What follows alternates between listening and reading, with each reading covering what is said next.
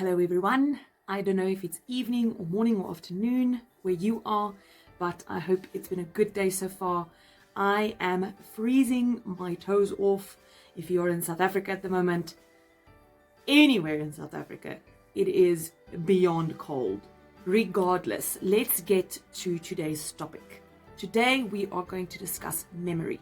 I'm also going to show you some exercises, some of the MindMove exercises developed by Dr. Melodie de Jager that will help you to help your child improve their memory. Now, just for interest's sake, I went on to Google Scholar and I did a little bit of research with regards to memory and reading.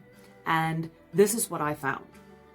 So again, I don't know how to say these people's names. I will put the reference in the description box, but I'm going to try and say it. Researcher Nachshon and Horowitz Kraus. It sounds somewhat German. I can be wrong. Regardless, these researchers did a study on cognitive and emotional challenges in children with reading difficulties. And the study was conducted in 2019, so it is quite recent research. Before we start, I just want to give you the definition of cognitive control, because this is what they talk about in the study. And it includes memory as well, but it's a little bit more complex than that. So cognitive control pertains to responses which explains no variance beyond a common component of cognitive control, and to processes that explain unique variance but also depend on this common factor, updating information in working memory and shifting mental sets. So that is their definition of cognitive control. As you can see there, it says updating memory. This is what we're going to focus on. So they basically postulate that children with reading difficulties also experience a range of social and emotional difficulties, including low self-esteem, anxiety, and depression. So the main aim of their research was to determine if there was a correlation between emotional and cognitive control difficulties and reading difficulties. They also compared these results to typical readers. So they got a group of children aged 12 and they divided them into two groups, and they tested their cognitive control and their emotional control, as well as their executive functions and their reading abilities. The results revealed that children with reading difficulties showed significantly lower executive functions and emotional abilities compared to typical readers, of course, of the same age. Decreased reading ability was related to decreased executive functions and emotional abilities. The researchers concluded that the difficulties experienced by these kids can lead to emotional stress, and that in turn decreases their ability to monitor, inhibit, and pay attention to written material, which impair reading to a greater degree. So basically what they say is, because they cannot read, it will cause them emotional stress, and this emotional stress will lead to a lack in attention and concentration and making it difficult to memorize things, and therefore it will even worsen their reading abilities. Okay, so with those dire results, I am sure you have a better idea of the importance of reading proficiency. And reading proficiency is not just, can I read A, B, C, D? Reading proficiency is a very, very big concept, and it means that your child can read and understand on their age level, and understanding words in context, having the appropriate vocabulary for their age. All of those things are included in reading proficiency. And if, for example, they have a lacking vocabulary, they will already struggle in school. Who's to say that they even understand the words that they actually know?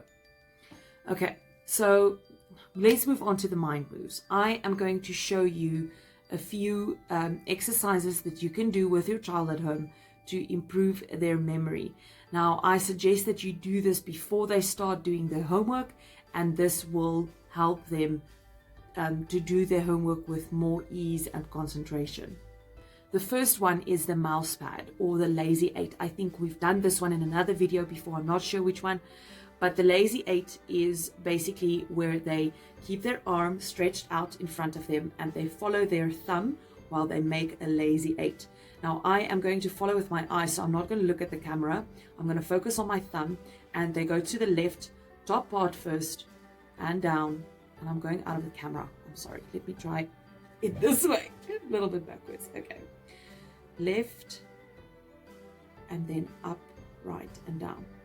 Okay, let me try this again. Okay, so you kind of want them, I'm not properly focusing on my thumb, but it is very important for them to do that and to go as wide as they possibly can, because that is what will make this exercise successful. It's also important for them to keep their head straight, not what I'm doing. This is good. Just follow with your eyes. Okay. I'll see what that looks like when I'm editing the video. Okay, the second one you can do is the power on. Now there is a little button on the left hand side of your body. Obviously mine now is the opposite side from what you can see because I'm doing a mirror image, but on my left hand side, but I'm going to demonstrate it on my right hand side now, so it's your left hand side, right? Underneath your ear, just below your collarbone, so straight below your ear, underneath your collarbone, there is a little bit of a dent, and if you rub on that indentation, it relaxes you, and this will have a calming effect, and your child will be able to concentrate better and remember better. The third one is called Rise and Shine. Now, the Rise and Shine can be done individually by your child by themselves, or you can also join in.